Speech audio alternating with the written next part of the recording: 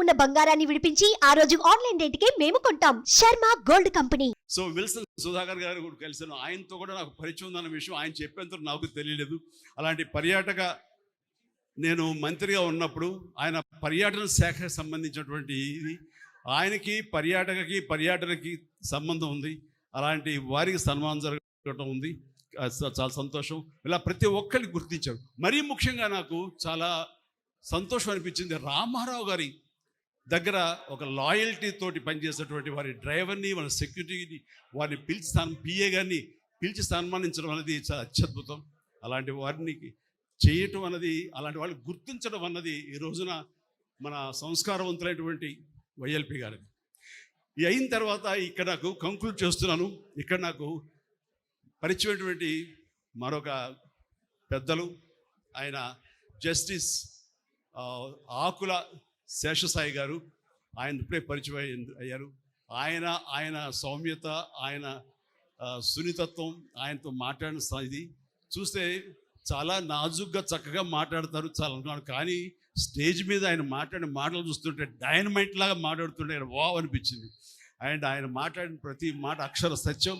అలాంటి వారితో నాకు పరిచయ భాగ్యం కల్పించినందుకు నాకు చాలా ఆనందంగా ఉంది. అండ్ యంగ్ అండ్ డైనమిక్ ఫ్యూచర్లో మంచి అన్ని రకాలుగాను గొప్ప రాజకీయ నాయకుడు అవడానికి యంగ్స్టర్స్ రావాలి, కొత్త బ్లడ్ ఇన్ఫ్యూజ్ అవ్వాలి. అప్పుడే మన రాజకీయ వ్యవస్థ అనేది చాలా మంచి దారి అంటే వెళ్తుంది. అలాంటిది ఎలా కనిపెట్టు నీ గురించి చెప్తానని. ఐ లవ్ యూ కృష్ణుడు.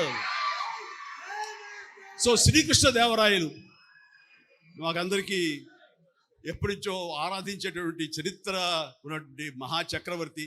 ఆ పేరు పెట్టుకున్న మన లావు రత్నం గారి అబ్బాయి, రత్తయ్య గారి అబ్బాయి లావు శ్రీకృష్ణదేవరాయలు మంచి భవిష్యత్తు ఉండాలి. అండ్ తను అసెంబ్లీ పార్లమెంట్లో మాట్లాడే మాటలు కానివ్వండి, తను తీసుకునే ఇష్యూస్ మీద ఆయన ఫైట్ చేయడం కానివ్వండి, ఆయన వాగ్దాటి కానివ్వండి, ఇంగ్లీష్ అవని తెలుగు కానీ ఇలాంటి డైనమిక్ రాజకీయ నాయకులు రావాలి. ఇలాంటి ఎడ్యుకేటెడ్ పర్సన్స్ రావాలి.